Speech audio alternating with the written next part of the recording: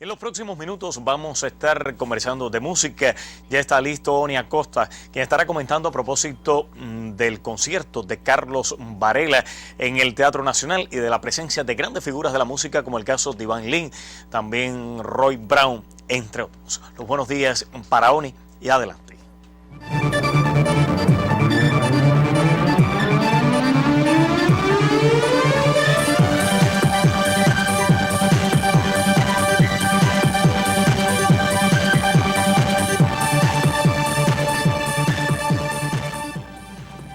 Simona, buenos días, gracias por tu presentación. Buenos días también a ustedes, amigos televidentes. Bienvenidos a este momento de música de sábado en esta revista Buenos Días. Y bueno, sí, mucho se ha comentado sobre este mega concierto, por llamarlo de alguna forma, que tendrá lugar hoy en la noche en el Teatro Nacional de Cuba, que servirá también como soporte, como colofón para grabar un DVD, o sea, un soporte audiovisual en el cual, bueno, o para el cual están invitados muchas de estas figuras que tú mencionabas ahorita. Y bueno, están en Cuba casi todos, está, bueno, Iván Lins ya llegó Luis Enrique, llegó Jackson Brown, o sea, llegaron casi todos los artistas. Y yo quería hoy referirme a algunos momentos de la historia musical y discográfica, por supuesto, porque no se pueden delegar una de otra, de Carlos, ¿no? Como uno de los grandes cantautores de nuestro país, un hombre que, bueno, tiene la suerte de pertenecer a la generación de los 80, la demás generación de los 80. Recuerdo hace ya un tiempito un excelente libro que se llama Trovadores de la Herejía, que salió, bueno, lo hizo, lo compiló, lo escribió, lo investigó ese gran amigo, trovador también, poeta, que es Fidel Díaz Castro, el director de Camión Barbudo, una de las, como ustedes conocen, publicaciones pegadísimas a la trova desde hace ya muchísimos años. Y en este libro, bueno, de acercamiento, investigación, de recreación de estos cuatro importantes trovadores, entre los cuales figura Carlos, por supuesto, para muchos fueron los mejores de la década del 80. Yo no comparto esa opinión de algunos amigos. Bueno, estoy hablando de Carlos, por supuesto, Carlos Varela, Gerardo Alfonso, Fran Delgado y Santiago Feliu. Son los cuatro llamados de los 80, aunque hubo otros importantes cantautores en aquellos años. Estuvo también, bueno, Donato, estuvo Xiomara, estuvo Polito Ibáñez, que emerge ya a finales de los 80, 88, 89, ya tiene su despegue definitivo, y otros grandes cantautores. Pero bueno, para muchos músicos, musicógrafos, musicólogos, para mucha gente, los cuatro grandes fueron estos que les he mencionado. Carlos, como quiera que sea, bueno, inicia su carrera hace ya 30 años, que es lo que va a estar celebrando hoy.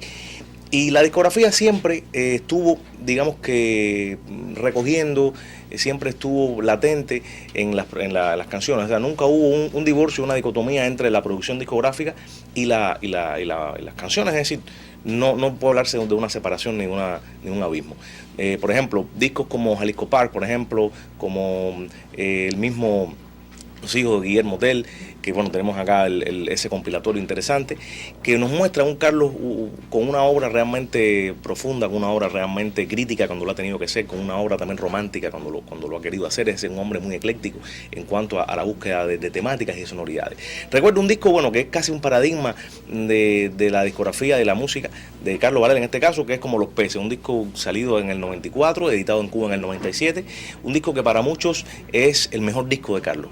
Sería muy temprano hablar o calificar un disco como el mejor de la carrera de un artista, aun cuando el artista sigue estando en activo. O sea, son terrenos muy peligrosos, pero pienso que como Los Peces fue un disco realmente, ahí lo estamos viendo, esta es la edición cubana, un disco bien interesante, una banda realmente muy de lujo en aquellos años. Estaba Dagoberto Pedraja, guitarrista, que por cierto hoy está de cumpleaños, así que felicidades, querido amigo, guitarrista, bueno, compositor, arreglista, como todos sabemos, muy dedicado ahí dentro del mundo del rock and roll.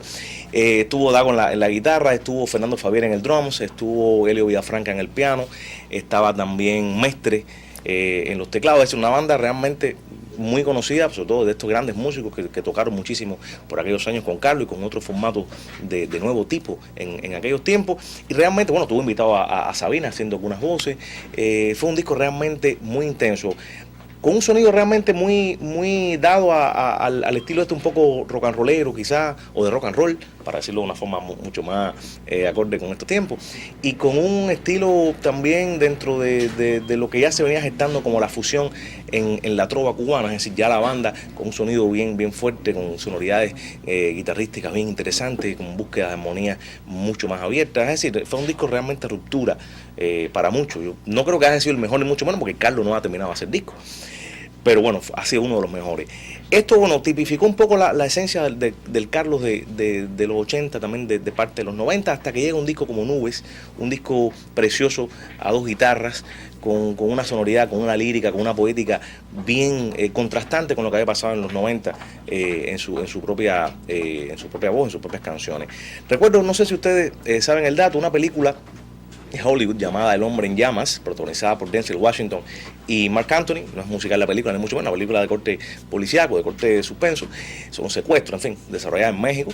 Y en la última escena, o sea, el clímax de la película, en el cual Denzel Washington es baleado, o sea, que hay toda una dramaturgia y todo un peso extraordinario, pues la canción escogida por el director de esta película es un tema que está en el disco Nube, que se llama Una Palabra. Una canción atípica, porque es una canción a capela, es decir, conocen ustedes la tecnología a capela, es sin acompañamiento musical, es una canción cantada solamente por Carlos, o sea, por voz, y solamente hay unos pasajes de guitarra cuando termina la frase, es decir, cuando termina la frase de la canción, hay un pequeño puente arpegiado, muy sutil, muy intencional, y luego vuelve a hacer la segunda parte de la canción completamente a capela. Y esta es la canción, o fue la canción escogida para soportar, para enfatizar este momento dramático en una película importante.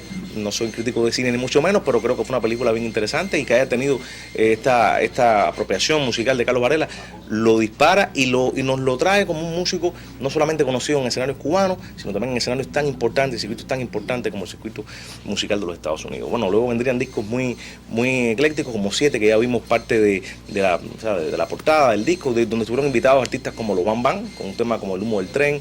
Estuvo también Bonnie Wright, una cantante norteamericana que estuvo invitada.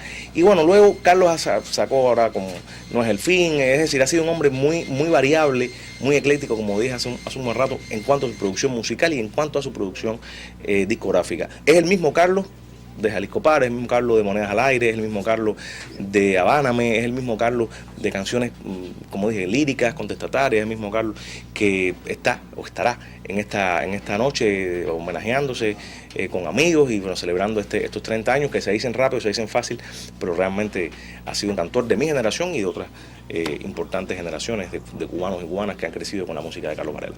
Hasta un próximo encuentro, rapidito, mañana concierto, inauguración del Año Verdi en Cuba, 11 de la mañana, Teatro Nacional de Cuba, la Sala Covarrubias, Sinfónica Nacional, Teatro Lírico Nacional de Cuba, con solistas, coro, etcétera, dirigidos por el maestro Eduardo Díaz, así que no se pierdan esta oferta. También mañana la misa cubana y hoy Carlos Varela. Hasta un próximo encuentro y muy buenos días.